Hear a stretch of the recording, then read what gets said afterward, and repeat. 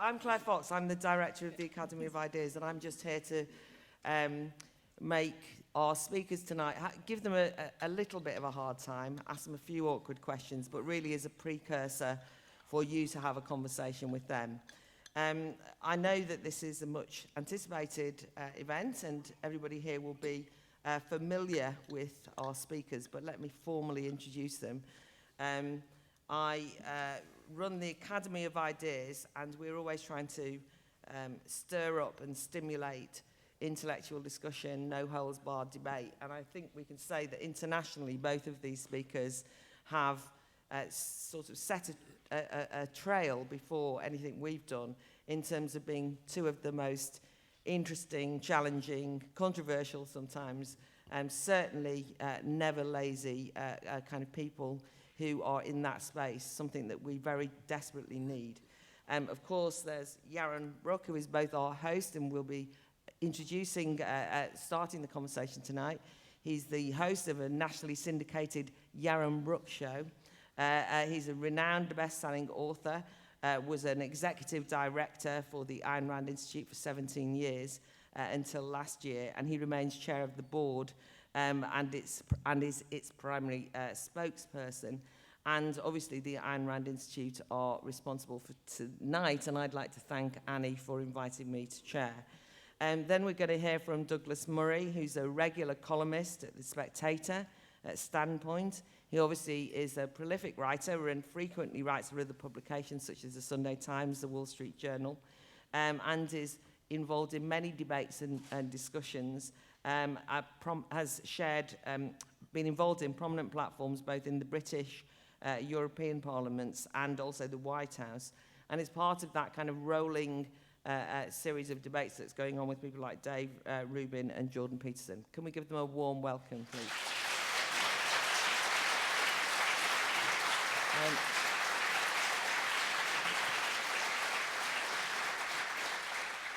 I think very significantly, and I've realised I didn't say the name of Douglas's book, which I will in a minute. I will. Oh, he will. It's so pertinent to tonight, I didn't need to mention it. Yeah, can we kill the slides? There we go. Cool. Oh, God. Right, well, we're all about killing Western civilization, or is it dying? We're killing the slides. Right, in all seriousness, I was thinking about this issue. I think any of us who are involved in considering contemporary society at the moment is concerned about the fate of Western civilization. But there is always a danger that when you say, you know, is Western civilization dead or dying or being killed, that you sound like some kind of conspiracy theorist lunatic or kind of paranoid or kind of a real a scaremonger.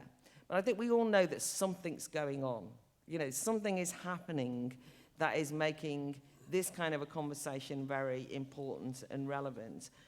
Douglas has most explicitly written about it, some of its themes in his book, but I think anyone who is looking at contemporary society and its trends will know how important tonight's event is. I know that this is being live streamed, and I'm sure that people will be watching with some attention at what we talk about. But what I would say was, and somebody just asked downstairs whether our two speakers agreed with each other on this. And what I would say is that, you know, it's not kind of like what's your line on Western civilization and is it under threat. I mean, we need to be a bit different than that, I think. I think what we need to do is to recognize that there's challenges to the concept of Western civilization, sometimes to its very physical entity, but that if we all knew exactly how to resolve that or what the answers were, then we wouldn't have to be organizing the debates. And so I think we should have a certain humility in the face of this, and as an audience, and certainly myself as a chair, we'll be listening to our two speakers and having an open and frank conversation about A, what we think the issues are, and secondly, how we think we might resolve some of them. So, Yaron, could I ask you to give us a kind of 10-minute introduction, please? Sure. Thanks, Claire. And thank you, Claire, and thank you, Douglas, for doing this. It's a real pleasure for me to be here with you. So I thought I'd start by maybe outlining what I think Western civilization is, because we all throw around this term, and I think particularly today, I think it's important for us to conceptualize exactly what we mean when we talk about Western civilization, because I don't think Western civilization is Western in the sense of a particular geography. I don't even think Western civilization is a particular ethnic group or a particular race. And it's weird that I even have to say this, but these days I think it's important to say these things. Western civilization is a set of ideas. It's a set of ideas that have shaped primarily Western Europe and later on maybe the United States and more recently, I think, other parts of the world. But it is a set of ideas that I think is rooted primarily in Greek philosophy, in Greece of all places. I think it's a set of ideas that started there, was lost to the West, if you will, for centuries, was rediscovered in the Catholic Church, was spread again through Europe, and we have been benefiting from those ideas for the last 500-600 years. What is the fundamental idea at the root of Western civilization? My view is it's the respect, the recognition of reason as our means of knowledge. It's the idea that reason is the way we know about the world. This is a fundamentally Aristotelian idea, Aristotelian concept, the idea that we can observe reality as it is, we can understand it, we can learn from it, and then we can shape it as a consequence. We can integrate the data into new data, into abstractions, and we can actually shape the world around us. And as a derivative from this idea of the efficacy of reason that every individual has. This is not something that only the philosopher kings have, that every individual has. As a consequence of that, of the efficacy of this tool that we have, that every human being has, that it's indeed what makes us human, is the idea that what is valuable, what is crucial, both morally and politically, is the individual, and not the group, the tribe, the state, the nation, the fill in the blank for the particular collective. And if you think about these ideas are obviously very present in Aristotle, but they really mature in the West during the period between the Renaissance and certainly during the Enlightenment. And to me, when I talk about Western civilization, I'm really talking about the Enlightenment, the values that the Enlightenment taught us. And in that sense, I would consider the enemies of Western civilization to include things, ideas that came out of the West. For example, I think that communism is an enemy of Western civilization.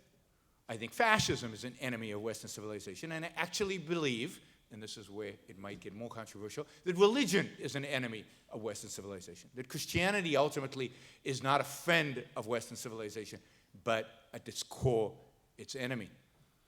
That what the Enlightenment did was secularized religion with the ideas of Aristotle, with the ideas of a reality-based philosophy, a reality-based approach to life, and centered us politically on the idea of the autonomy of the individual, generating what we today call liberal constitutional democracies, or however you want to phrase it. But so that is to me the core of Western civilization. In that sense, I would say that Western civilization has been under attack, and indeed in dying a little bit for the last 200 years to some extent.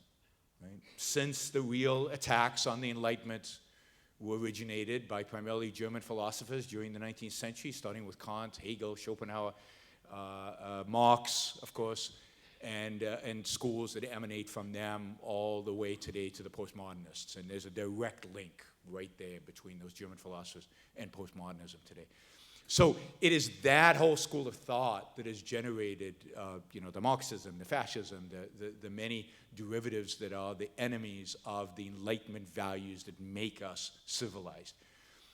And I think today we are further down the road of an erosion in those values, and I think it's and part of the manifestation of that, and I'll just link it up to Douglas's book, which I've been reading. So it's led us to a day today where, and part of I think the the stress we feel today is, one, we don't know what Western civilization is. Most people just don't know. They don't know about the Enlightenment. They don't know the Enlightenment values.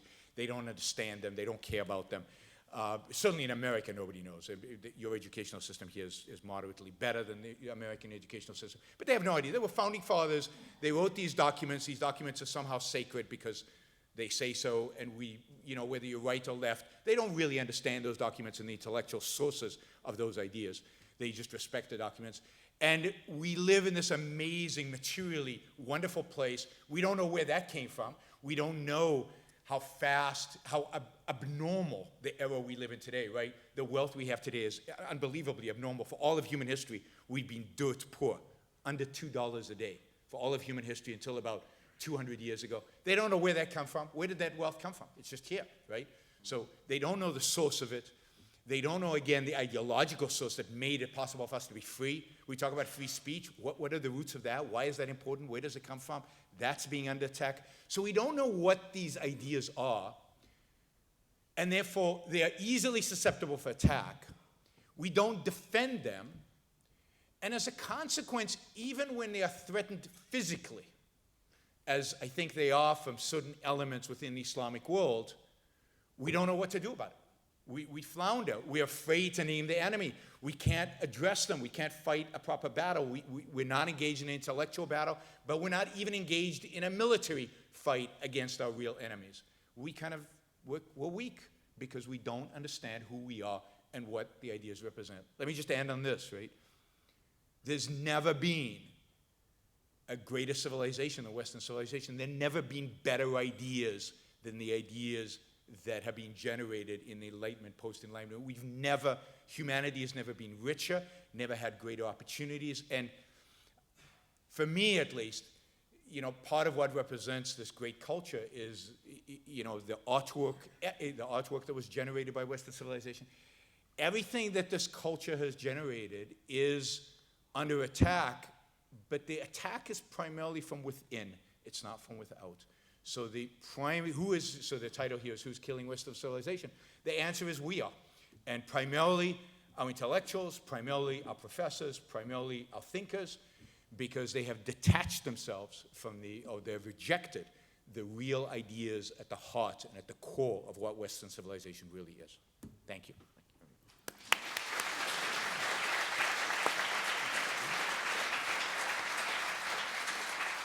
Okay, a great provocative start there, and lots of things that we can discuss in greater detail afterwards. I think it is unfashionable but very important to say we are the enemies of Western civilization. Not everybody gets that. It's always somebody else. But so that's very important. Particularly in the Trump era. I would also like to say that as a Kantian, somebody who respects Kant, and also was formerly the publisher of Living Marxism. Obviously, there's not everything that we agree with each other on, but there we go.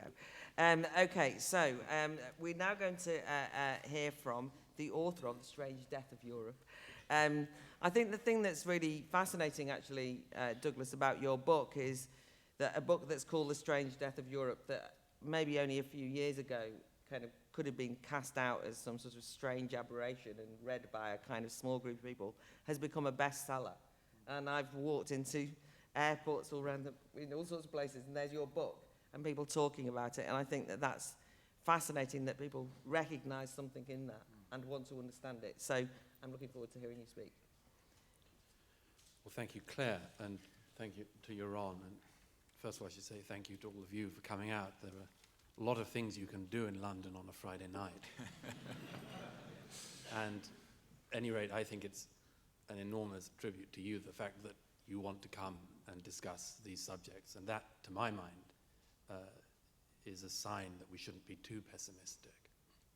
The fact that people want to engage in these discussions, that they want to think about these things, is, as Claire just said, an enormously important and I think inspiring thing. There are some people who say, well, people are always diagnosing the death of the West, always diagnosing the end of Europe. I was doing an interview recently for the BBC about the anniversary of Oswald Spengler and his great masterpiece. And this was one of the questions that was put to me. Well, Oswald Spengler said some of this 100 years ago. To which I suppose there are two main answers. There are many answers you could give, but one of them is it's not obvious civilizations die within an electoral cycle. And I suppose the second is, even if you're wrong on this one, it seems that it may be, I say this somewhere near the start of my book, it may be the case that even preemptory fears of our mortality may be one of the things that keeps us going, which isn't such a bad idea to hold, actually. To be constant, even if I'm wrong, even if Spengler was wrong, even if many other people who've written about similar subjects are wrong, it may not be a bad thing to keep limber about this, to be aware of it in a way that is both realistic and avoiding something like hubris. I say that there are two broad things that I believe are the answer to the broad question we're addressing here tonight. And they broadly fall into two categories. The first that I think is widely recognized now is the fact that the West is something that has changed very significantly, and that Western civilization is something that has changed very significantly. And that the main reason for that, without beating around the bush, is that the West consists of different people than it used to until really quite recently. And there are many good things about that, and there are some negatives about that. There are some serious challenges about that. We tend to be very good at talking up the positives, very bad at thinking about the negatives, because after all, what will we do about negatives in this area? What can we possibly do? The second part is the us bit, as it were, that Yaron also touched on. The us bit is, to my mind, at least as important. It's a chicken and egg debate about which of these things came first or which caused the other. But the second, broadly speaking, to my mind, is not just a loss of confidence in ourselves, but what I describe as the sense that the story may have run out. There's a wonderful French philosopher, very little cited, I think, in English, sadly, called Chantal Del Sol, who wrote a book I always citing called Icarus Fallen. That book that came out in the 90s in France gives what I still think of as being an unequaled description of the state of modern mankind, or certain modern European mankind, broadly speaking, after the fall of the wall. And she says that we find ourselves in the position that Icarus would have been in if he'd survived the fall. We dreamt these dreams in Europe in particular. We dreamt dreams of religion. We dreamt dreams of states, of nations. We dreamt two dreams in the 20th century that were the worst nightmares anyone had ever dreamt: fascism and communism. And when the second of those dreams that turned into nightmares collapsed, we found ourselves in this situation, bruised, singed, beaten, and yet still here. So what do we do? Now, there hasn't been much questioning about this. Broadly speaking, the only answer to that question, when it is raised, and it tends to be raised in the spirit of frivolity, is, why don't we have a nice time and have fun? We can buy lots of things we don't much need and replace them shortly afterwards. We can do jobs we don't much like in order to get those things we don't much need. We can entertain ourselves, we can watch television, and then we die. What's unattractive about that? So this situation we find ourselves in is a void, and it's a void, I think, that will be filled. And I, at any rate, am very wary about what fills it, very worried about what fills it. I think it's almost anything can walk into a void that extreme.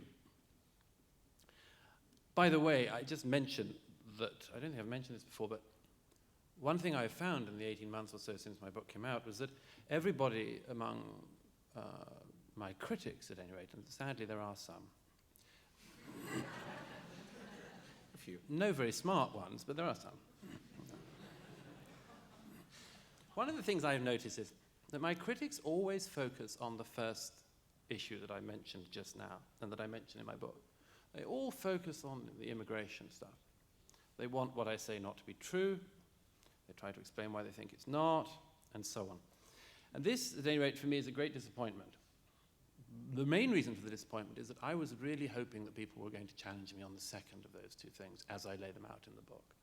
And I don't think I've found anybody who has done so, which worries me because it suggests to me that I'm right and that my worst fears are right. I was hoping very much that people were going to counter this, and I just haven't found it yet. Perhaps we will tonight. But this, at any rate, is much on my mind. Why don't we have that second bit, the us bit, that Yaron and Claire quite rightly mentioned? Why, when it happens, does it just evaporate? Why do we talk about us? Oh, yeah, sure, we'll do that, yeah. Why don't we? Why do we have this conversation so shallowly? Now, I just add a couple of things to that. 3 things to that, if I may. Firstly, by the way, we are going to be in disagreement on Christianity. We are going to be. I don't say it because of any proselytizing desire. God knows. But I think you cannot take Christianity out of the West and have anything that's recognizably the West. Because, as I've often said, citing the radical atheist priest, theologian Don Cupid, even the dreams we dream are still Christian dreams.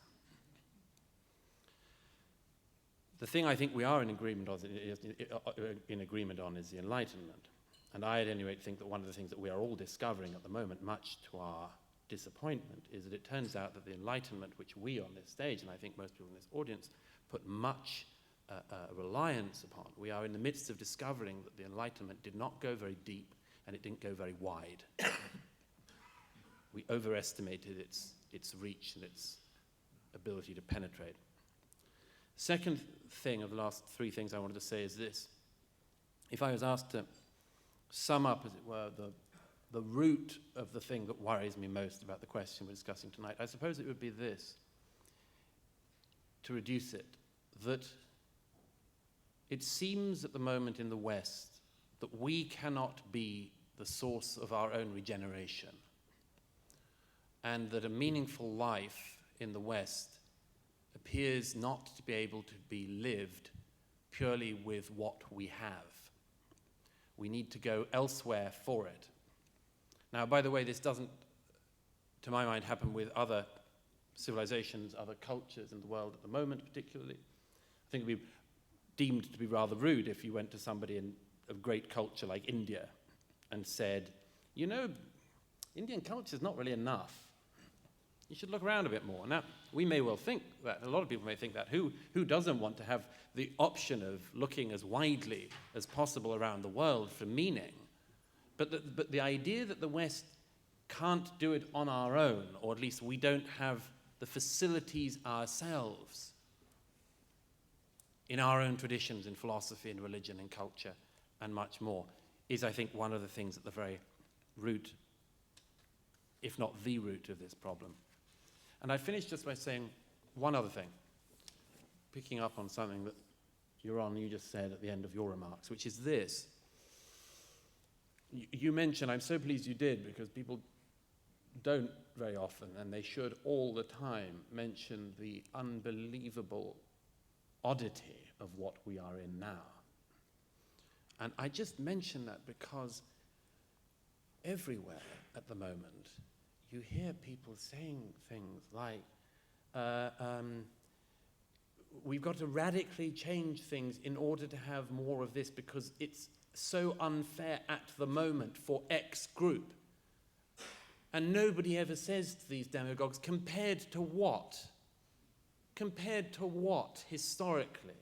What are you talking about? When are you talking about? For whom are you talking about? This doesn't mean that we live in nirvana. We're never going to. Doesn't mean we can't improve things. We can. But this idea that is forever floated and never countered, compared to what? Always something off there in the distance, usually involving trampling through millions of bodies to get to something that turned out to be hell anyway. Anyhow, that's probably enough for me for the time being. Thank you.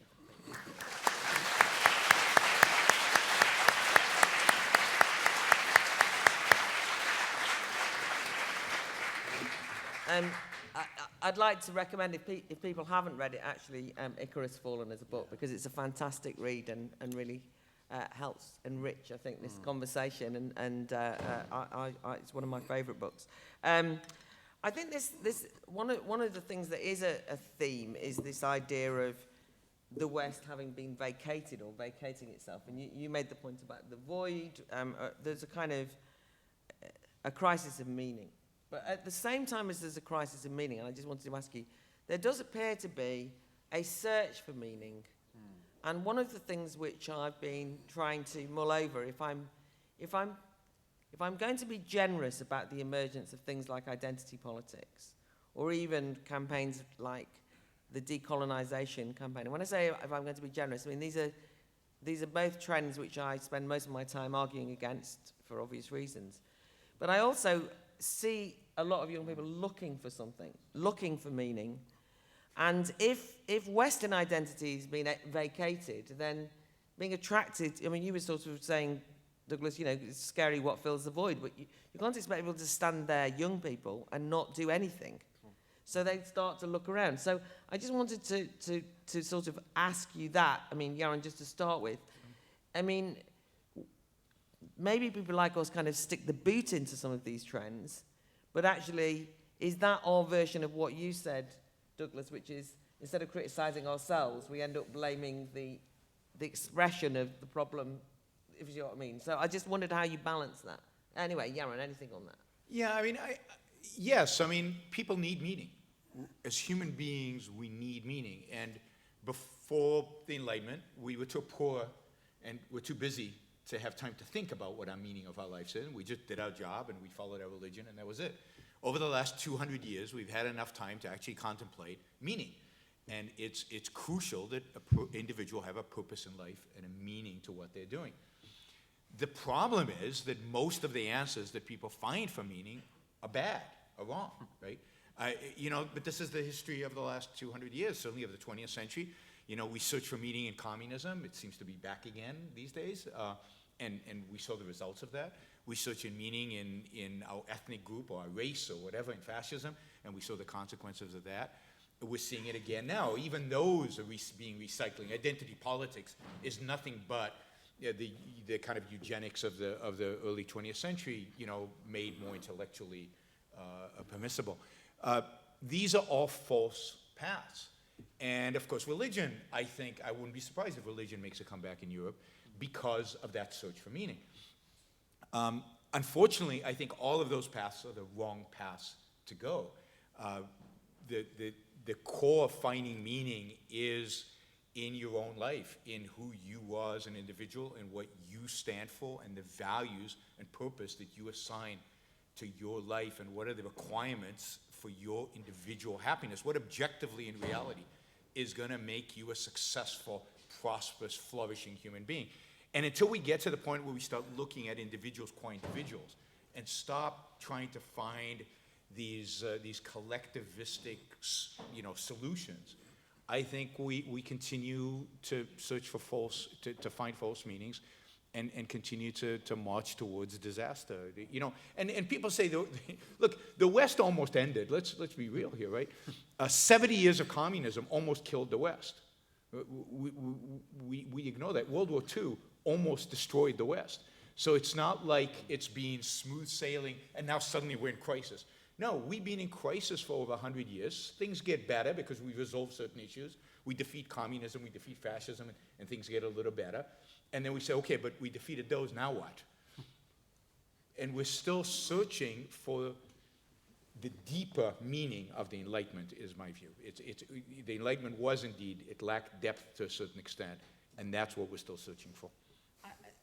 It's a slightly crass way of putting it, but some years ago, I probably made a mistake, but I spoke on a panel his particular panel effectively because they were being banned and I was speaking on free speech. And it was a row between me and the audience and the rest of the panelists in effect, because I said, if you want me to defend you, you have to sign up to Enlightenment values. I didn't go down well.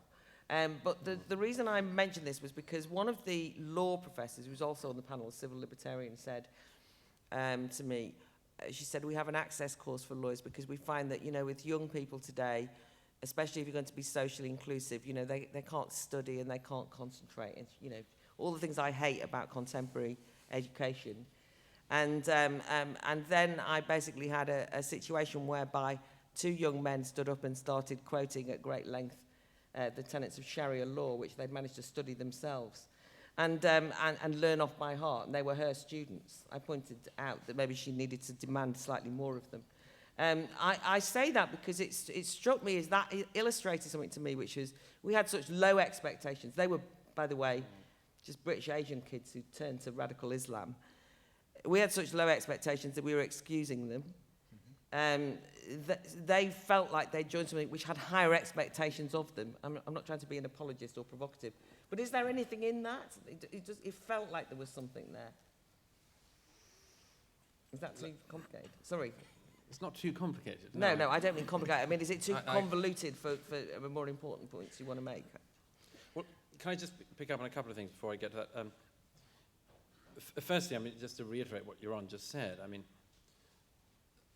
I was reading there's a beautiful interview the other week in the New Statesman with Clive James, and the interviewer was trying to get Clive to say something wittily rude about Donald Trump, and he kept trying to get him to do it, and eventually Clive just said, look, you know, when I was born, Hitler and Stalin were still doing their work, and as I was growing up, Chairman Mao was going about steadily reducing the Chinese population. So don't like try to get me too excited about this guy. You know, like please have some context about this. And I do think that's important. I think just to pick up a second thing that Yaron said, the issue of meaning it's got its back. It never goes away, but my gosh, it's back and not being addressed. There are basically two broad outlines, the way in which you can address the question of meaning. The first is to say that we are meaning-seeking creatures. The second, which is not the opposite, but can follow on, is, and there is meaning. Now, the first part of that we are meaning-seeking creatures, you can pretty much get agreement on. And there is meaning, okay, that's the beginning of a much longer, and you can never settle that discussion. You know, you're never going to win that in a panel or something. You're never going to do it by vote. But to say merely we are meaning-seeking beings, but there is no meaning, seems to me to be a very big recipe for trouble. Because, as I said, as you found out in that situation with Hizb ut-Tahrir, anything can walk into it. They have like you, I've known quite a lot of people who've gone through that group. Some who came out, many who came out. But yes, I mean, this thing spoke to a deep sense of meaning at that time. There was a specific, by the way, as you know, I mean, there was a specific historical reason for that, broadly speaking, whipped up by, after the genocide of Muslims in the former Yugoslavia, the attempted wiping out of a Muslim population in Europe. Many Muslims felt that not enough had been done. As I've often pointed out, not enough Muslims subsequently said, thank God for NATO. No. But, never mind. But yes, there's a specific set of grievances at the time which existed, which should have been better addressed, which weren't, and which then led to movements like that, which, by the way, has very successfully diminished, I think, as a movement, certainly in this country, fallen apart. But yes, I mean, this is one possibility, that movements like that get some kind of moment. I just would add one other thing to that, if I may, which is the one place that people are encouraged to find meaning at the moment is in politics. And this seems to me to be a very bad idea. because politics is extremely important. It's extremely important to be involved in some way, whether to be involved in a party or at least to vote and to have your say. It seems to me very important. And cynicism about all of the political process is itself, I think, a very damaging, dangerous thing. I have to deal with that stuff carefully. So politics is very, very important, but it is not the meaning of life, and it is always a disaster when it is turned into that. One of the reasons you see movements of political extremism is always because of people effectively leaning all of their desire for meaning in life onto the leg of the stool that is politics, fundamentally misunderstanding what the role of politics is. That it's to, broadly speaking, get the groundwork in place for people to then pursue the life they want to pursue and with the meaning they want to pursue, but not to make that thing itself the meaning. It's always, and we see it at the moment, the problem. And I, at any rate, think that encouragement of people, what have you done today to fight for X cause? It's like, you shouldn't have done anything most of the time. You should have been a better son or daughter, a better parent, a better friend. You should be better to people around you. Were you a good neighbor today? Would be a much better question to ask. I'm going to ask a crass question very quickly, just before I go out to the audience, which is the question which as you'll know, Douglas, you've had most criticism, as you pointed out, for your book in terms of immigration, which is a crass reading of your book, which everybody has tried to say. Not everybody. I mean, those people who don't like it. Crass people have tried to say. Remember when I mentioned humility at the start? It's not endless. I think that, how do we kind of, or how do you, or either of you, or is there any kind of tension there? Because there has been, regardless of whether it's argued for in your book or not, a tendency at a crass level, actually, by some people to say, the problem of Western civilization is immigration, or is the other, or is foreigners, or is people bringing their religion and swamping ours. You'll at least be familiar with the meme and the trope. But anyway, so just, you can explain whether you're saying that or not. But Yaron, what's your kind of view on the way that conversation is going? Because you'll recognize. Well, obviously, that's the way the conversation is going. I mean, I do say horrible things about Donald Trump frequently because I believe them, and I think it's important to condemn him. Because I think, while it's true, he's none of the people you mentioned, he's a unique phenomenon in American history, and it's sad for American history to be at the point where somebody as crass and as ugly as Donald Trump is president of the United States. So he has certainly made that argument. America is in decline. Why? Because of immigrants. America is in decline because it trades with China. America is in decline because of nothing America did, but because of all these things other people have done to it, which I think is absurd and quite sickening. So as I said, I view Western civilization as a set of ideas. I welcome anybody who will adopt those ideas into what I consider Western civilization. I consider immigration as a net positive. Again, we'll get to Muslim immigration to Europe because I think that's a special case. I don't think it's typical of immigration. I think America is a land of immigrants. I think America is an example of how you assimilate immigrants from all kinds of cultures, from all kinds of environments into a Western civilization, into a civilized culture, into a real culture. Now, whether America has a real culture or not is an open question, I guess, but I don't consider immigration in America a problem. The problem, I think, today in America is there are not enough immigrants. In the United States, there's a massive shortage of good people coming into the country. So I don't consider immigration per se a threat. Again, I consider us the threat. It's the way we deal with the immigrants. So yes, it is a problem when Mexicans come to America. And when they come to America to have a better life. They come to America because America's freer. They come to America because there's something about the American spirit that they want to adopt.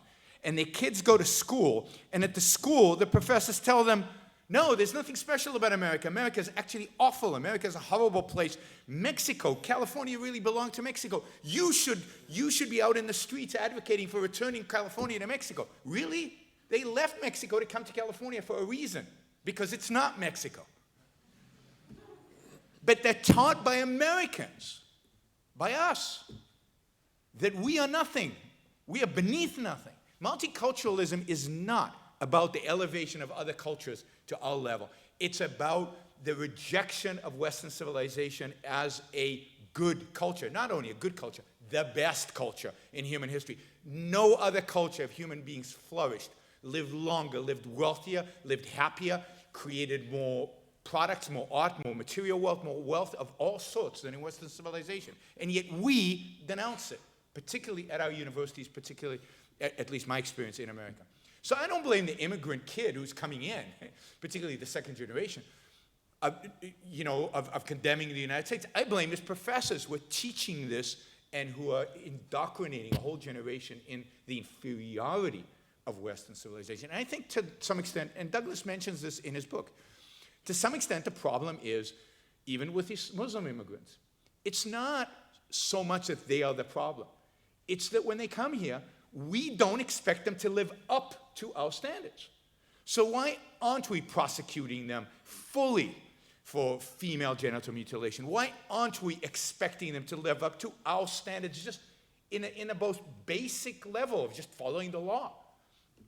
And I think that's a big part of the problem is if we appear weak and if we don't expect them to live up to us, then yeah, the worst elements within them, or if not the worst element, the culture that they brought with them will sustain itself. If they're told, your culture is just as good as ours, then yeah, well, that's a problem. No, your culture is barbaric. Your culture is primitive.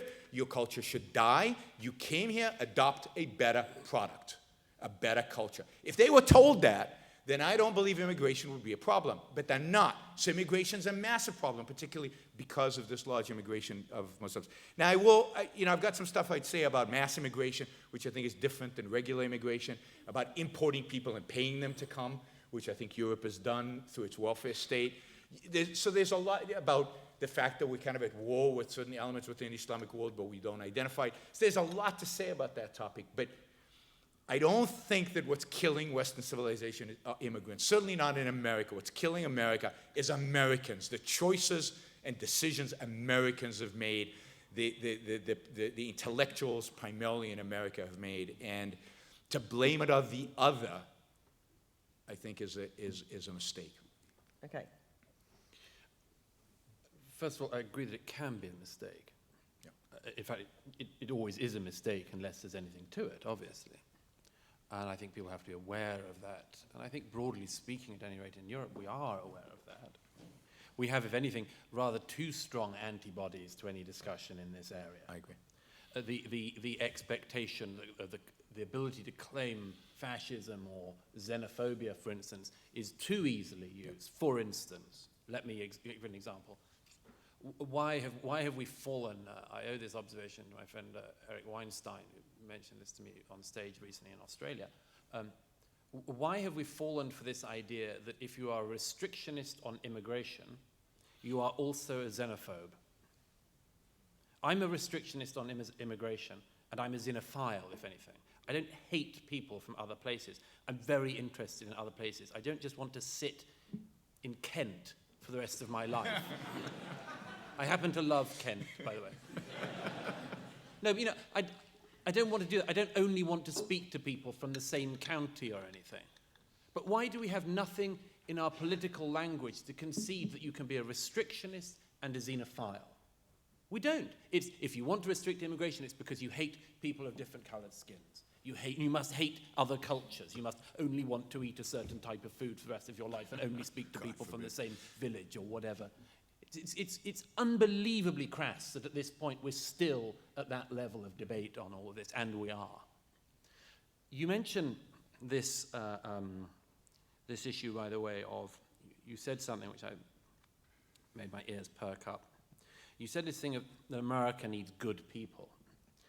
I don't disagree. I think it's just too easy a point to make without making the opposite point, which is, okay, in that case, who do you think are bad people?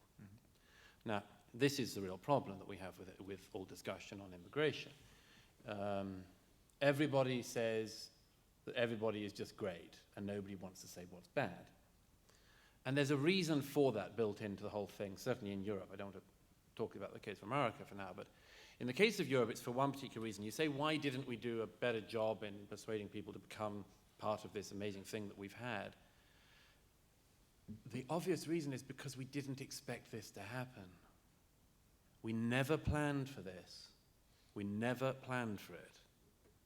When post-war migration started, it did not start with the expectation that we would get to where we are now. It just started. And as Angela Merkel said in the Potsdam speech in 2010, she said about the Gastarbeiter in Germany and across Europe, she said, after they came, we thought they would go home. Now that's an amazing, amazing admission to make from the German Chancellor. We didn't think they would stay. Now, if you invite in millions of people into your country from, in their case, mainly from Turkey, it's likely that if you invite in millions of Turkish men may well want to meet Turkish women, or at least women. And when men meet women, some things happen, I'm told. And if that happens, it's likely that they're going to have to enter the school system. Oh, of course. It's not as if you can keep them out. And you're going to enter the health, and so on and so forth. And then before you know it, you change your idea. You say, well, we'd like you to come and do these jobs, and oh, you're staying. Okay, fine. We need to take an attitude towards that. And you invent various attitudes towards it. And for a time, we said, sure, you just do whatever you want, pretty much.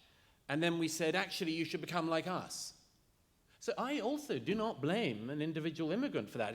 If I were an immigrant who had come to Britain in the 1950s and had gone through to now, I would be bloody confused about what was expected of me.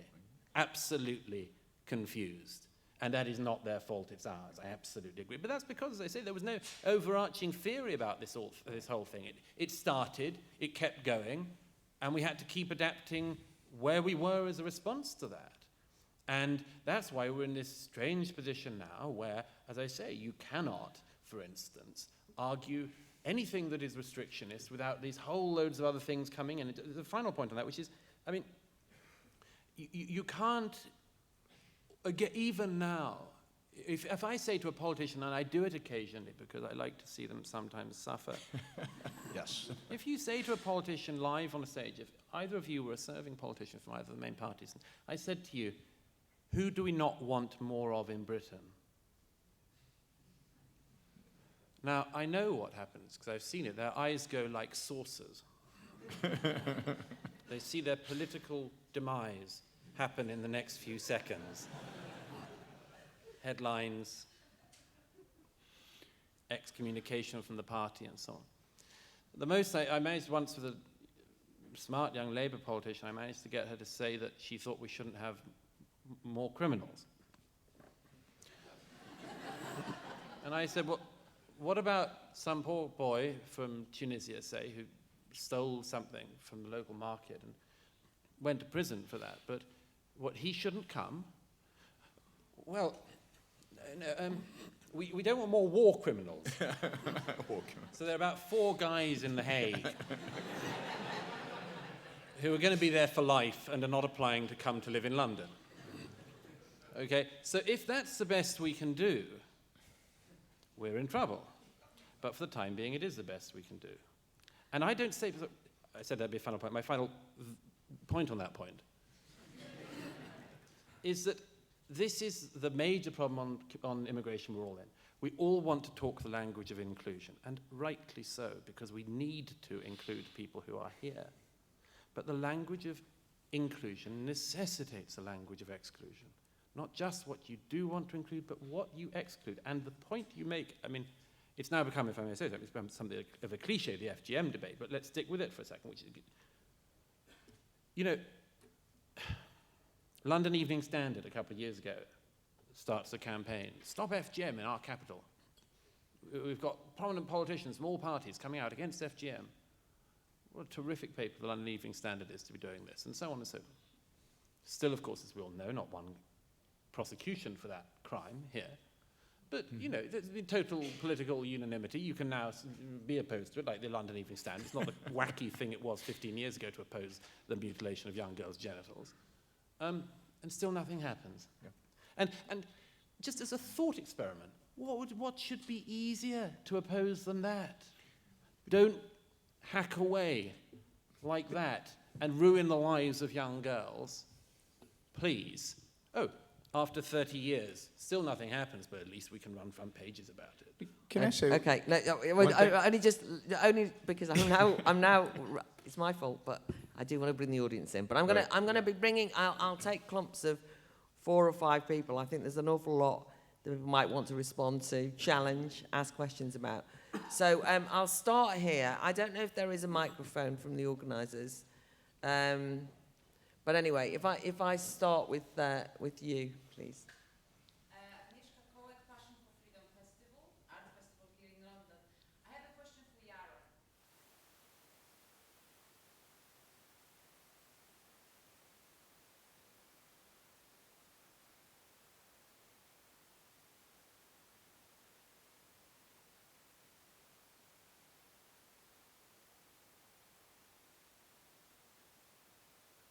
Thank you. No, pen and paper. I mean, because we're not going to be able to answer all of the points, so just pick and choose. The gentleman right at the back, I saw you next. If you stand up and somebody might get to you. Sorry, didn't quite work with the mics. That was horrible. That was a terrible thing. I thought that. Sorry. Oh, it keeps everyone fit. Yes. Yeah.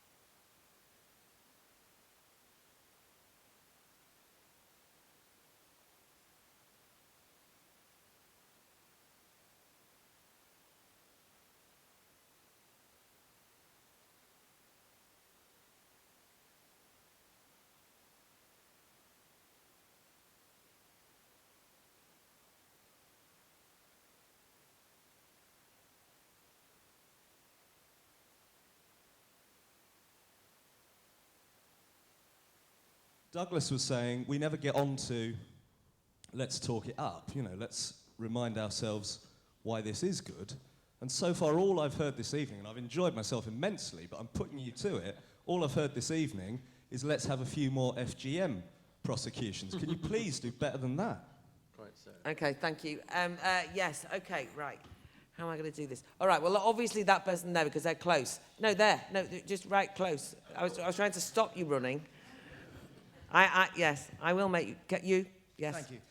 Yeah, I'd like to have a go at answering this question about the search for meaning. I think maybe one of the problems is that people in a search for meaning have turned inward. Of course, Western civilization was supposed to be about the individual, but that doesn't necessarily mean that you've got to become this self-obsessed, how do you feel, are you offended, all this kind of thing. And I wonder that there's a paradox that maybe to understand your place in the world, you don't look inward, you look outward. That might be at the world around you, it might be at history, and also literature. And I think the arts and literature in education have had a real going over, and I think that's a shame. And I think maybe expecting young people to read more from the canon and get their ideas from that might be a way forward. I don't know who you are, sir, but I agree with everything that you said, so that was very good. Let me take those two people there. Then I'm going to start the next time. We'll start down here and we'll kind of work back. Right, so sorry, I was trying to make, there's two at the back still, so I just deal with those two. Then I'll come back to you, and if you can just briefly pick things up, yeah. Thank you. My question goes to all three panelists. Everyone agreed on the fact that the West is sort of devoid of a greater meaning at the moment. Douglas touched on it briefly in a very individualistic way, in that meaning should be derived from those around you, being a better neighbour. But I'm wondering if all three could give an opinion on a meaning outside the individual, a pan-Western meaning. What should be our motive? What should be our purpose as a collective civilization. Thank you. And I Okay. love the book, by the way, Douglas. Thanks. Thank you. And the person behind as well, who had their hand up. Yeah. Hi. Next Friday is the 4th anniversary of the Umbrella Revolution in Hong Kong. And they are people who look to Western values such as liberty and human rights, but nobody seems to really stand up for them, especially the UK, because actually these people chose to leave communism to be under British protection. Why is nobody standing up for these people who look for an alternative in the West? Okay, thank you. Douglas, just pick up anything. Don't pick up all of it, but if you just pick up a couple of points there. I'm so pleased you mentioned that one. I was in Hong Kong as the protests were sort of dwindling, really, maybe a couple of years ago. It was a very sad sight. I came back and said to everyone in Europe when I was back, you know, why has there been so little support for the protesters in Hong Kong? And you see here, everyone says, but it's China, what are you going to do? Everyone I know in France says, but it's China, what are you going to do? Now, the one country in the world that doesn't say that is America, but nobody likes the surgeon. So this is a big problem. I happen to think that, look, I agree with you, it's something that we should be more forthright about. But then I was saying this recently to an audience in Australia, because Australia is really going through a change of scene about its attitudes now towards China. You just see them on the cusp of the turn. I said to them, look, okay, you're big, this audience is a nice Melbourne audience or something. Okay, you're all very big on civil rights in, you really like the Dalai Lama. Okay, let's say that liking the Dalai Lama and wanting more human rights in China and better support of the protesters in Hong Kong means that your household GDP goes down by 10%. How do you like the Dalai Lama now? Okay, turns out the Dalai Lama can be ditched for 10%. 15%, you're going to ditch the protesters in Hong Kong, and so on. I don't say this because I want to make them cynics. I say it in order for them not to be posing about this. Like, recognize the cost of your morality, and either be willing to pay that price, or don't pretend, don't show up, because that's my primary feeling about the protesters in Hong Kong. They wanted us, quite rightly, to be on their side when they discovered that our price was very, very cheap. As for the other questions, when a question starts with Immanuel Kant, you really know you've got a good audience. But let me skip that one and leave it to Yaron. I wanted to pick up, I suppose, on just the point the gentleman made about meaning. You're right, I did make a somewhat interior point about that. But let me try it in an exterior way. So I'm not religious myself, although I very much understand the religious impulse. I probably am religious, I'm just a non-believer. I don't think that you can get a better set of sources of meaning than what is in every bookshop and library in this city, in many of the art galleries in this city, in all of them in Europe, and much more. Now, this makes me sound purely like an aesthete, but aesthetics isn't a bad place to start. What does the antique torso of Apollo say to Rilke? What is it in German? Du musst dein Leben ändern. You must change your life. Now, art very often poses that point to us. It asks us, it tells us, you should change your life. You must change your life.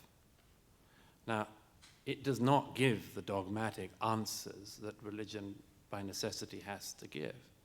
But it's not nothing. And the people who present this as just something you could choose, on the other hand, you might choose not to, really make a mistake. What we have here is not nothing.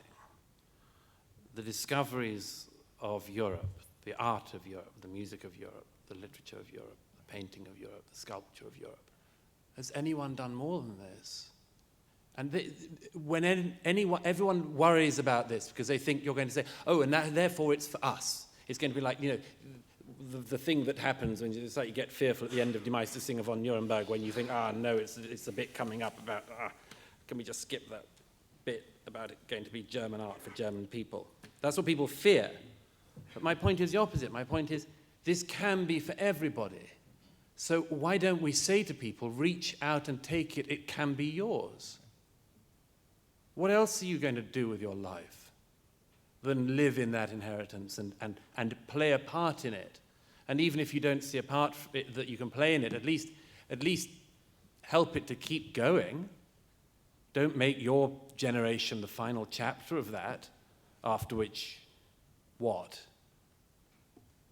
Okay, I think actually that last point is very useful because it's one of the things I wonder whether the audience recognise, which is the universalising character of Western civilization is being lost in the accusation that if you even mention Western civilization, it means that you're a white supremacist who only likes the West and has never understood anything about anywhere else. Whereas actually, historically, Western civilization was just the phrase that was used for the universal, the best that we'd become, and everybody wanted it. And nobody ever kind of wandered around thinking that means I've sold out my Eastern heritage. I mean, that just didn't come into it, did it? So it's kind of got lost in this. And anyway, where the East has succeeded, it's to a large extent because they've adopted elements of Western civilization. I mean, for whatever historical reason, the West came up with the ideas that work for human flourishing. They work, the ideas of liberty, the ideas of freedom. The fact that demonstrators are demonstrating for democracy in Hong Kong is because they're Western. These are Western ideas that they've adopted. Good for them. And I consider Western civilization a universal civilization, not a civilization of a particular geography. I agree with everything Douglas just said about art. If you're looking to save Western civilization, one of the things we need to really resurrect and return to is the great aesthetic achievement of Western civilization. And again, this is the issue of expectation. When immigrants come here, we should be telling them, go listen to Beethoven, go to the museums, look, these values are not because we're white-skinned. It has not, I'm Jewish, I love Beethoven and Wagner, because the values they represent are universal. It has nothing to do with the fact that they're German. I mean, it has something to do. But the essential, what they're really conveying, is a universal value and universal meaning. And this era, the last 200, 250 years, has produced, particularly in its first 150 years, has produced amazing universal masterpieces that should speak to all of us, no matter the color of our skin, no matter our background, no matter where we come from. And yes, that's where we can find meaning in our own lives. Because I think at the end of the day, meaning is about the choices you make, the kind of person you want to become, the values you create for yourself. Somebody asked about a meaning outside of us, and part of the danger there is that when we talk about that, we talk about a meaning outside of us, we talk about some collective meaning, you know, the greatness of fill in the blank. And I think there's many, many dangers there. What I'd like in terms of is objectively good values that are good for us. Liberty, freedom, fighting for those things. That gives one meaning. Capitalism, I know it's a dirty word, particularly sitting next to a Marxist, or former Marxist, but capitalism is the kind of thing that is worth fighting for. Look at how many people are not poor anymore in the world because of capitalism. There's a universal value and meaning outside of you, but important to you. It always returns to the value to you as an individual and viewing other people as individuals. Now I'm going to take a shot at these really quick. No, one. One. We won't get any more in. I'm going to do two. I'm going to do the answer, replacing Christianity's Enlightenment values. You don't need religion in order to inspire passion and inspire and discover truth and fight for truth. Religion actually, I think, diverts us away from the search for real truth. So Enlightenment values. And then I just have to say something quickly about Kant. If you read in the introduction to Critique of Pure Reason, Kant says that the purpose of what he's doing is to save Christianity, or save religion, save faith from the Enlightenment. Kant is the first anti-Enlightenment philosopher. He is the rejection of the Enlightenment and the beginning of a path towards something anti-Enlightenment, anti-everything that we believe in, the anti-scientific revolution.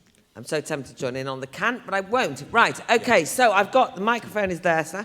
Yes? My question is to Douglas. Firstly, I'm an Australian and I fully agree with your concerns about the Chinese government interference in Australian government. I'm very concerned about that. So I'm glad to hear that you've raised it on the other side of the world. My question is, how do we get the political class to talk about difficult issues? You've touched upon it tonight. You've talked about it in previous debates. How do we get the political class, particularly in this country, to talk about other immigration or problems within certain areas of the Islamic community? Coming from Australia, I noticed that we're a little bit more open and honest, sometimes too much on certain issues.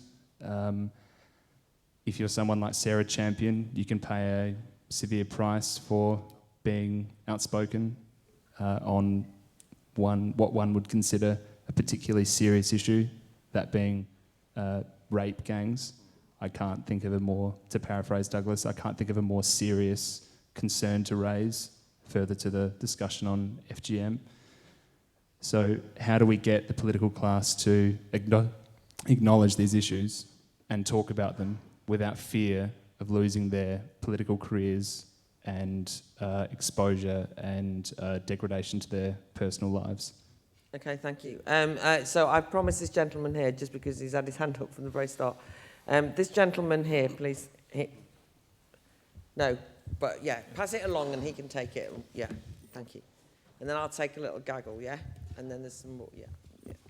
Thank you. Thanks for a really stimulating discussion. So on the search for meaning, you all spoke about the,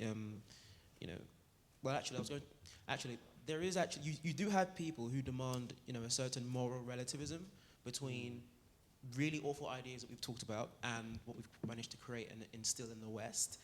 And my question really is to any of you is, what's the motive behind this? It's easy to kind of say, and I do it myself sometimes, it's just they're evil, or they're just, they want to see the West fail. Is it guilt? Is it that they're uninformed? Is it that they're misinformed?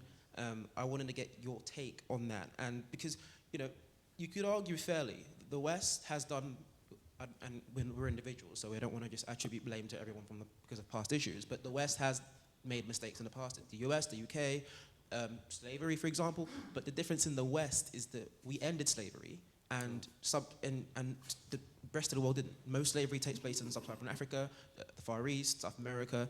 So, could you kind of give the devil its due in a way? I know it might be difficult, and in a way, kind of steelman the postmodern argument in terms of why they have the perspectives that they have on the West, and why, like you say, Yaron, the Mexican kid goes to the US and he gets lectured about how amazing Mexico is. Could you steelman that argument and give us an insight into that? Thank you. Okay, thanks. Little gaggle of people here now. I'm going to take you all, right? And you're going to be quick. And she could. Hi, a quick one for Douglas. You mentioned very early on about how the West was not, or Western civilization was not able to regenerate or to regenerate the enthusiasm or the culture of Western civilization. We weren't able to do it. We needed something from outside. I didn't get that point too well. And putting my manager hat on, so what do we do about it? What are the next steps? Okay, thank you. And yes, yeah. Hello. Hi, so to Yaron mainly, and it was answering the question about Christianity. I don't really think it's been, I don't think it's been answered well enough, and I actually think that one of the cause of all of this discussion is atheism. I think that atheism, and I'm not religious, but I just look around and I think religious people defend their civilizations, atheists do not. And I think that's my question. Fascinating. So the lady behind you, then I'm coming to that row, then I'm coming back, and then I'll deal with the rest of you after, and then we've got to go home. Right, anyway, yes, okay, right. Mr. Murray's book lays out a very stark numerical comparison between immigration in history and immigration in the past 10 years, and gives a very reasonable, common sense argument for its unsustainability. And I wonder, however correct individualism might be epistemically or ethically, how practicable is it in addressing these material concerns that we face today? And dare I say it, I have to wonder if adherence to one's tribe, one's nation, however not philosophically backed, might serve us better in addressing this demographic crisis. Okay, well, I think that you, I don't agree with you, but I think that you raise something which a lot of people are thinking at the moment, and I think that's true, as we know that identity politics is expressing itself in a variety of ways, and I know that that's an important thing that you've raised there. Okay, so yes, you know what you're doing. Yes, carry on. Yeah. Well, yeah. And then I think we'll back.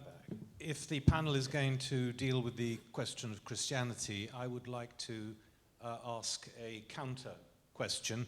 It seems to me that one of the fundamental tenets of Christianity is altruism, in other words, sacrificing yourself for other people, which does seem to be a cause, an excuse for so much collectivism. That young lady there. Then I'll come back. Then I'll come back. I know you can't deal with it, but it's nice to get a sense of what the audience are thinking about. But anyway, there you go. Just to go forward on the idea of the search for meaning, I think you raised a really good point, Douglas, about not often showing pride in our country, in our school system as well, but that it can quite often maybe go further than that in terms of actually being able to give them the tools to search for meaning.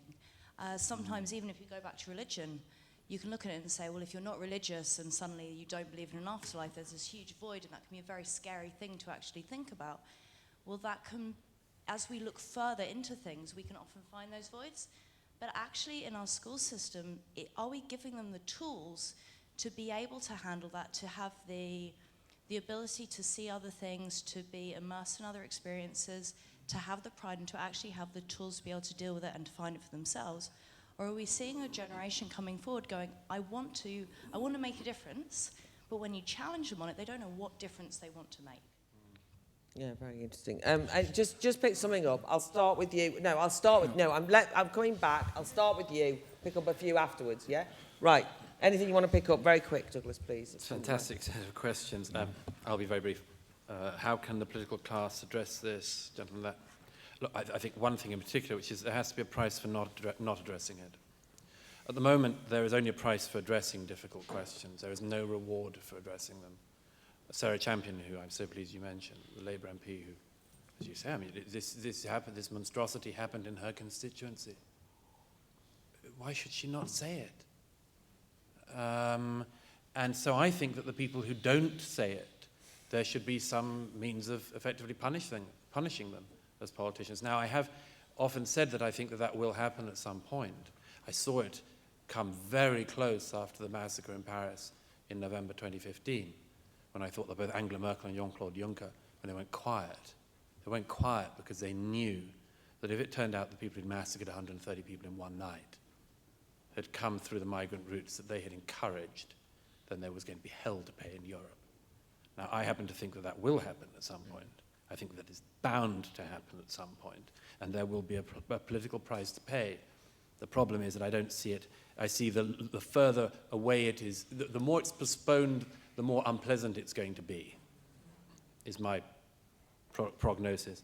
The gentleman asked us to steelman the argument of the postmodernists. Broadly speaking, I think the postmodernists, you could put them into two groups. Ones who genuinely are postmodernists and ones who are happy to ride on postmodernism till it gets them to their destination, which is, for instance, communism or anarchy, all sorts of things. But I mean, broadly speaking, they're two different groups, and as always, the people who are being written don't know they're being written. But the postmodernists, the real ones, of which there are some, broadly speaking, I think that it slightly ties in, if I may say so, with the regeneration point, which the gentleman there made. It's sort of part of the same thing. Something like this. Everything that we've done ourselves, everything that comes from our own history and tradition, is in some way fetid. Like, philosophy is very dangerous ground because we still haven't worked out what happened in the 20th century, and it's still all got crime scene tape around it. And that is not a bad reason to be fearful of something. You know, 100 million people dead from communism, however many tens of millions dead from Nazism, you know, it's worth being worried. And that's why When people, even philosophers who get mentioned, we get back to it. This is this endless thing of going back to these sources and trying to find out where the whole thing went wrong. And that means it's dangerous. It means that philosophy is dangerous. Words are dangerous. Ideas are dangerous. So why don't we just pull the whole thing apart, make it undangerous, make it just meaningless? Because that way nobody can do anything dangerous again. And there's something like that going on. The endless thing that they're doing, even within groups, of pulling groups apart, seems to me to be part of the same. Let nobody organize along any kind of communal grounds, or communal lines, something like that. The regeneration point I wanted to make was that, yes, as I said, that we seem not to be able to think we've got it ourselves, that we have to go elsewhere to get it. Seems to me, and this comes back, as I say, to this thing, that the art is dangerous because it's been misused. Sure. Sure it has. Is that a reason not to be involved? Religion has gone wrong, therefore we have nothing to do with religion. Sure, religion's gone wrong. Does that mean you have nothing to do with religion? I think this is one of our self-imposed things, which is a virtue, is that we remember. I was looking the other day at that Steven Pinker book from only about, 14 years ago, The Blank Slate. It has a wonderful chart of the proportions of males who are killed in bloody, violent conflict in the West and in a whole set of places around the world that most people in the West have never heard of. And the bit on the graph of men killed in violent warfare in the West is like this. And all of these things that people have not heard of is like this on the chart. It's like, again, compared to what? What are you doing when you make these claims about it? Is it just that we happen to be the people who remember things, and therefore we remember all of this stuff, including the terrible stuff? Is it that other people are better at forgetting? Sometimes, yes. The Turkish government, for instance, is encouraging people to forget. Just very quickly, I do need to pick up on the lady's point about education. Very tiny. Yeah. You can't give us millions of questions. Yeah. No, but you don't. And I'm getting. But I will be. We brief. will have to be evicted from the room. I will be brief. Look, I think that the main thing about this, of the education of the tool, is this. There seems to me to be a broad attempt to educate children to be world citizens. And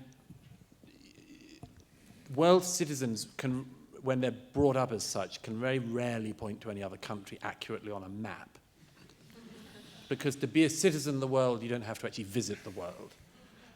Now, my own view is that in education, the best thing you can do for any child is to bring them up very thoroughly within a tradition, with a canon, with reference points that they can find throughout their lives. And then, having learnt that, to encourage them to go out into the world and discover it. But if you encourage them to go from that bit out, it's all mush. It's all mush, unless you have that place to start from.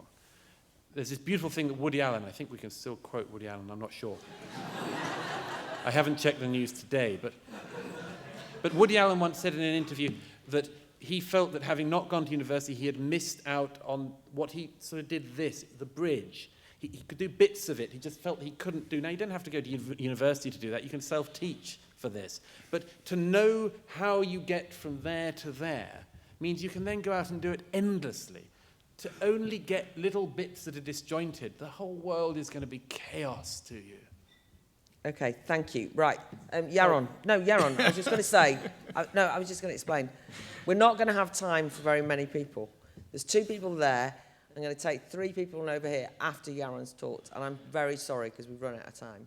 And then you'll have to talk to them individually as they sign books. Yaron. So let me say, I mean, it saddens me that so many people, particularly the secular people in the audience, are so pining for religion. And I find it really interesting because religion has this monopoly, it seems, on meaning, on the sacred, on maybe a certain passion for ideas. And I think that is unbelievably sad and untrue. I think the problem is that we haven't really thoroughly cleansed ourselves of all the damage religion can do. You know, it served its purpose at a time, but does not anymore. I think we still hold on to Christian morality, which I think, for example, the gentleman mentioned, I think is a dangerous morality at the end of the day. It is a morality that leads us towards the collectivism and the destructive tendencies that, yes, atheists did, but in the name of the same morality that's been taught for 2,000 years under communism, under fascism, and under other forms of collectivism. It leads into that.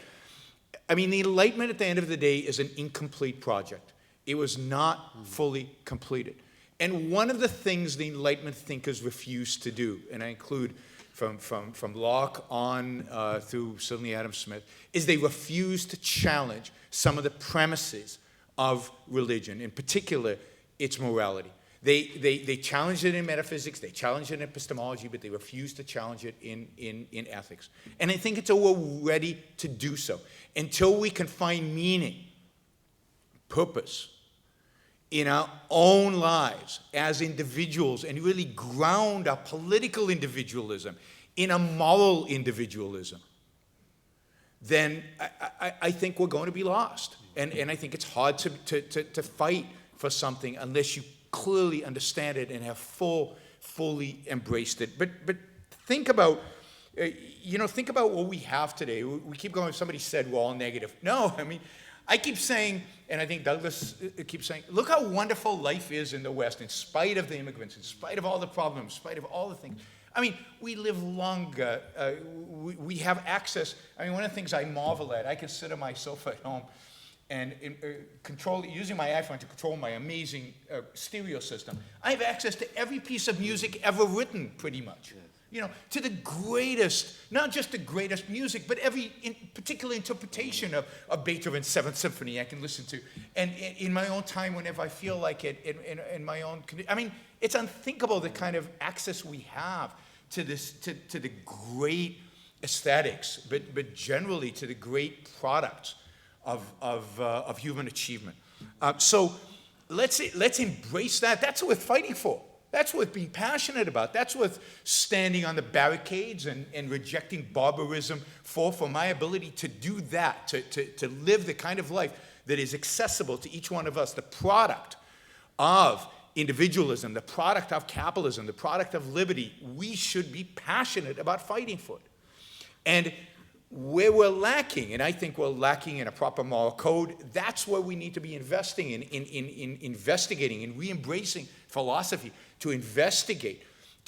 Morality should be a science of discovering the values and virtues that make our life successful as human beings, make our lives the best life that it can be as human beings. And if we embrace that, what's more sacred than your own life? And what's more, use any of the religious terms and just apply it into the secular, and you get that same passion and that same commitment that I think in. And look, I know, back in a minute. just one. Look, I'm not going to get into the whole history of religion, right? But you certainly don't want to go back to an era in which Catholics were killing Protestants. I mean, they make the Muslims seem a little meek if you go back to the 30-year war, the 100-year war. I mean, we don't want to go back to an era where we took religion seriously, right? We can, from afar, secularists look at religion and say, oh, they have some nice things over there. But we don't want to really embrace it as a serious thing, because when we did, we slaughtered one another. It was not a happy period of European history when Europe took its religion seriously. So let's embrace the values, the secular values that are out there, that are pro-human, that are pro-flourishing. All right, fantastic. Don't ask any questions. I'll take a couple of points, and then you two can have a minute each at the end to give us your final thought. So don't ask them questions, because then they'll say need to answer them, and we'll be here all night. Right. Join in the conversation. Yeah. I just thought maybe it might be advantageous to try and look for and promote secularism in Islam. Whether in the Renaissance, look for what traditions they have which are of value, their music or Persian poetry and so on, their architecture, and try and bring them into the European story, as opposed to say, listen to Beethoven. Yeah, I'm just joking, of course. No, they should listen to Okay, Beethoven. no. I don't. Okay, thank you. Thank you. And the lady behind. Well, this is a question, but are you saying that Western civilization is in decline, or is it a risk of being in decline or destruction? And if it is in decline, then what is worse now? What is worse about life now? There's no chance they can answer that. Bloody hell. That's the whole point tonight. Right, okay, yes, sir. Yeah, I'm joking, sorry. Just my points on the supranational governmental structures, Yugoslavia, Soviet Union, EU. They're not the cause, but they're an accelerant on the problem. So the supranational structure and the sort of bureaucratic, authoritarian, soulless cultures that they have, such as multiculturalism that's empty, invite all the world into being this glorious new citizen. That, I think, is part of the problem as well. That mindset, the Macron-Merkel version of it, as opposed to what now looks to be the Orban-Salvini alternative.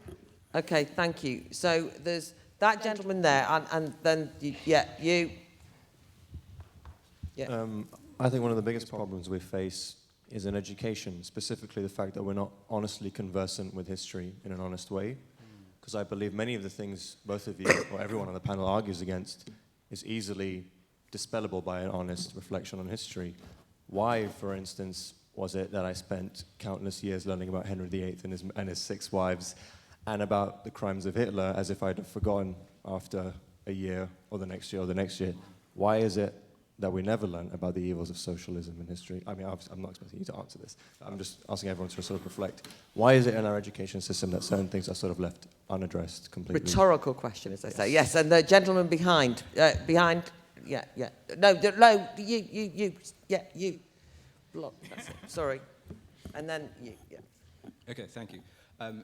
All over the West, in every election which I observe, the electorate are moving further and further to the right. They're voting for anti-Islamic parties. But as we've discussed, there is a huge void. What fills that void is open to discussion. I think Douglas mentioned the fact that the longer this goes on, the more dangerous, that wasn't your word, but the more dangerous the response might be. My question to you specifically, I think, Yaron, is what is the response going to be when the anti-Islamic parties actually get into power? Because if the current trends continue, especially in Europe, we are 5 to 15 years away from an entire continent being controlled by parties who want to whatever extent, deal with the Islamic problem. And they propose dealing with that in different ways. And how do you think they're going to deal with that? Are they going to use reason? Are they going to use force?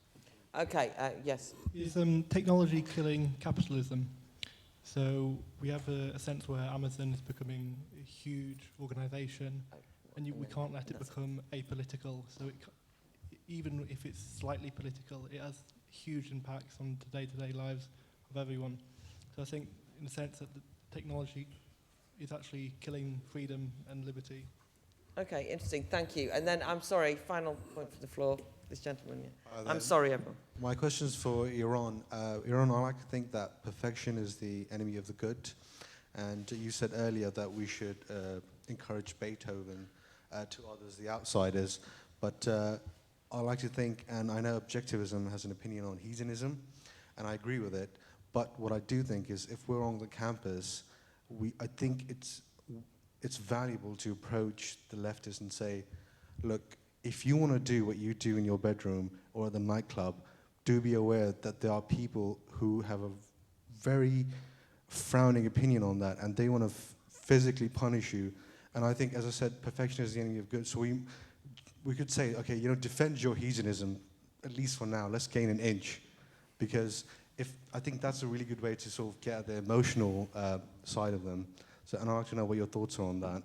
Okay, thank you, audience. I really like to thank both of you before I bring you in for stimulating such a lot of discussion. And I know that I didn't get time to bring everyone in, but I think the fact that people wanted to speak is an indication of the fact that this is a conversation that needs to happen and that people want to join in. And we've had some fantastic answers from the front, but there's a lot more, isn't there?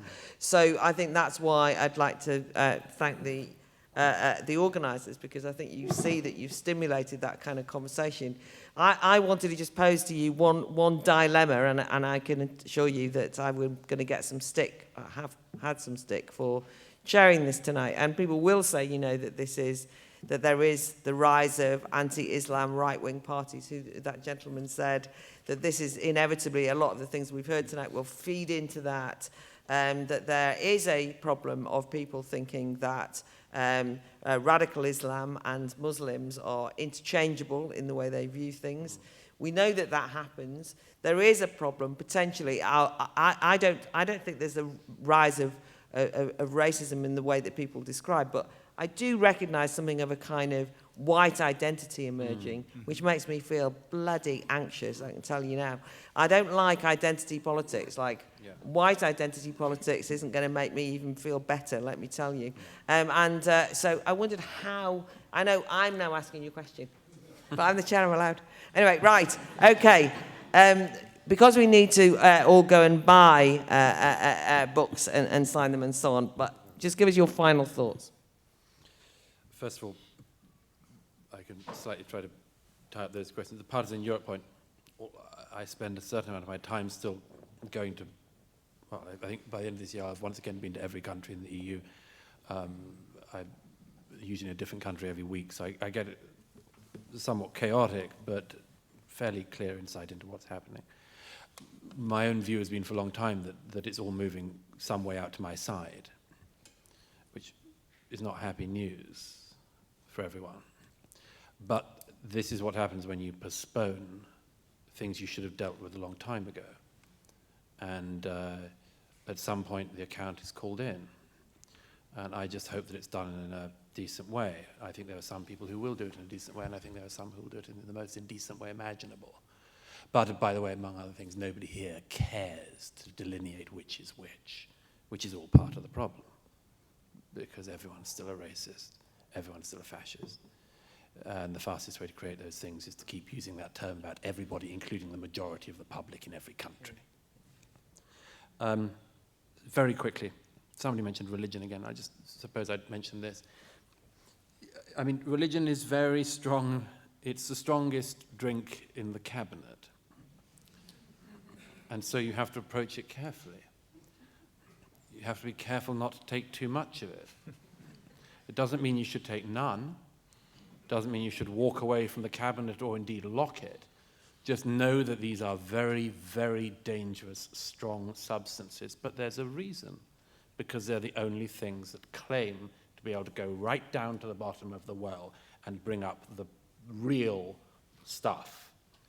Now, I think that one of the conclusions I've started to come to has been that we may be in this phase of discovering that the only thing worse than religion is its absence. And that people are going to have the religious urge, whether you or I or any of us like it or not, and that something's going to walk into it. What is identity politics but a kind of religion? What is the social justice warriorism but a kind of religion? All of this stuff is recognizable. The desire to flagellate yourself, the desire to exonerate yourself, the desire to be better than the other person, to judge the other person, to not judge yourself or to judge yourself by some standard but a lesser standard, and so on and so forth. The problem we have in the West is that we are stuck in something that Nietzsche foresaw, which is that we have the remainders of Christianity in terms of guilt, but we have no means for the alleviation of guilt. And this is the deep underlying problem for us. So I just say that religion's going to be in the mix. You're going to have to find a way to live with it, always. It ain't going away. But I suppose there's a lot more to say, but I just finally would say one thing, if I may, which is, it seems to me that the thing that we miss, and it hasn't come up tonight, but the thing we keep missing is something Alan Bloom, one of my great heroes, wrote in a book some 30 years ago or so. He said about American students in the 80s, he said that they had a very good idea of what a good body was. They had no idea anymore what a good soul was. And it seems to me that, again, like mentioning Beethoven, it's a sort of embarrassing thing to mention, but we're going to have to mention it anyway. The creation, the education, the upbringing of good souls is of primary importance. Thank you very much indeed. Can we give that a warm?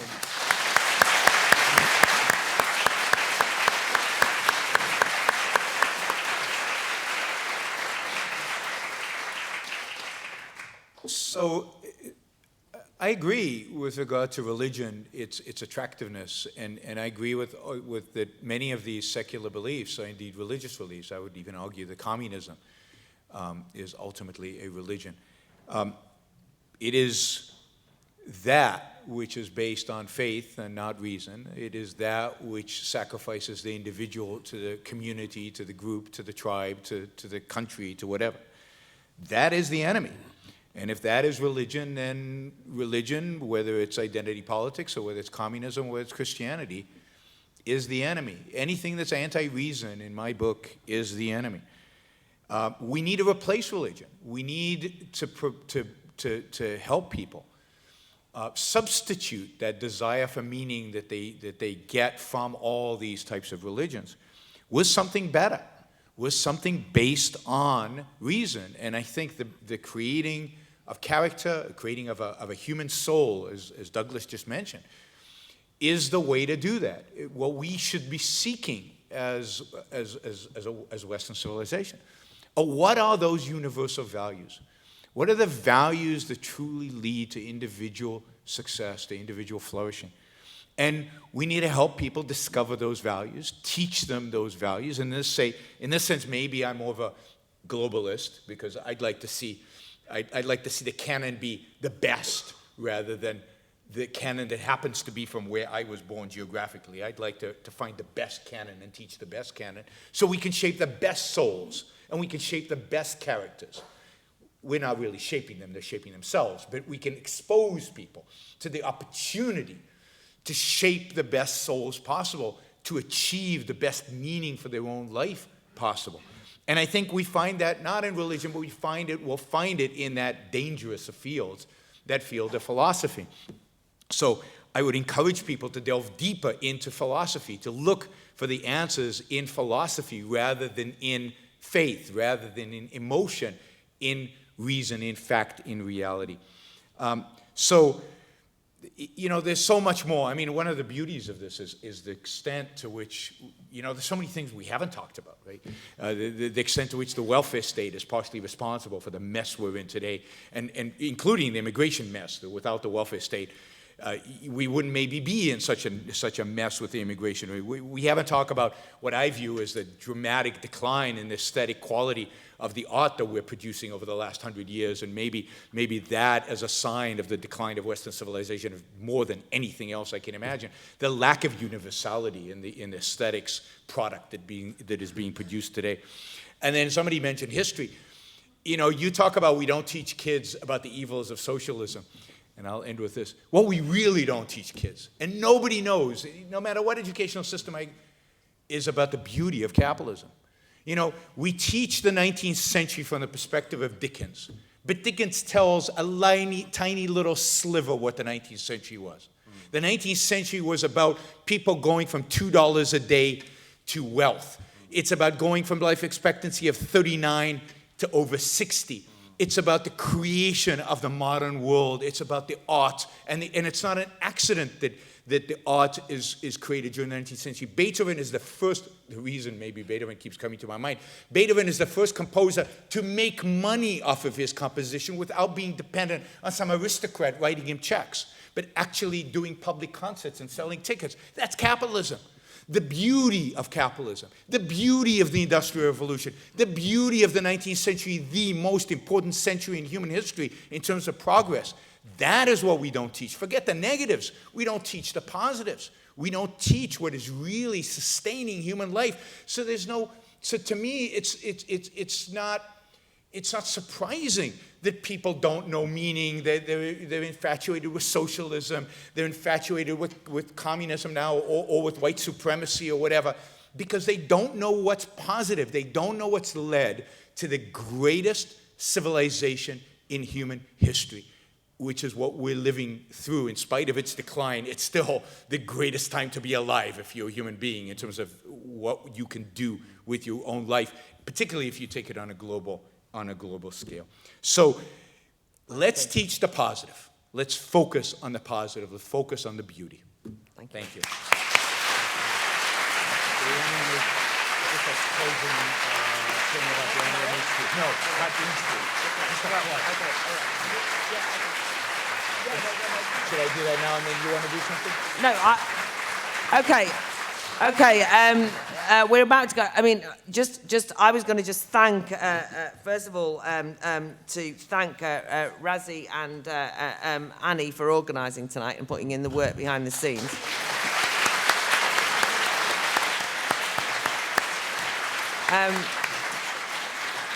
I was getting really roused up by everything that Yaron said, apart from that kind of hymn to capitalism at the end. But I've decided that as he's just done that, I will just do a bit of capitalist advertising. So he made the point about all of the unanswered questions. Well, luckily, the Battle of Ideas Festival is happening in 3 or 4 weeks' time, which Yaron has spoken at in the past, where we have 400 speakers and 100 panel debates over one weekend. And practically everything he said there is actually got a panel debate discussing it.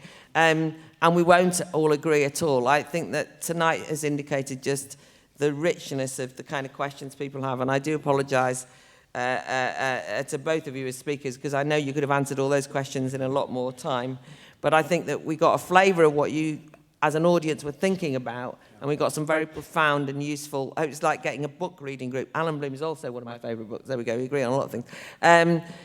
You know, what a call to arms. And just on that call to arms, because you are all about to go and buy the books that we've just been talking about and get them signed and have one-to-one conversations, Yaron just wants to say something about the work of the Ayn Rand Institute. Yeah, so just quickly, this event once sponsored by the Ayn Rand Institute. We're based in the United States, but of course today it doesn't matter where you're based, everything's online. So I encourage you to search out our material on YouTube, on our website, aynrand.org. Also, for those of you who are students in the audience, we have many programs for students, including a lot of free conferences. We pay you to come, basically. So I encourage you to get engaged. You know, from our perspective, many of the philosophical answers to the questions that were raised today are in her writings. So I encourage you all to go read Atlas Shrugged. Thank you. Thank you very much. Right. Okay. I've just got to say that at the Battle of Ideas Festival, we don't pay you to come. What happened there on the capitalist moment there? Right, we don't pay you to come. You have to pay for yourself. And it's great. And also, one of the books on sale outside is mine. So you can go and buy it. I'm now going to have a cigarette, and then we'll be signing books. Thank you all very much indeed.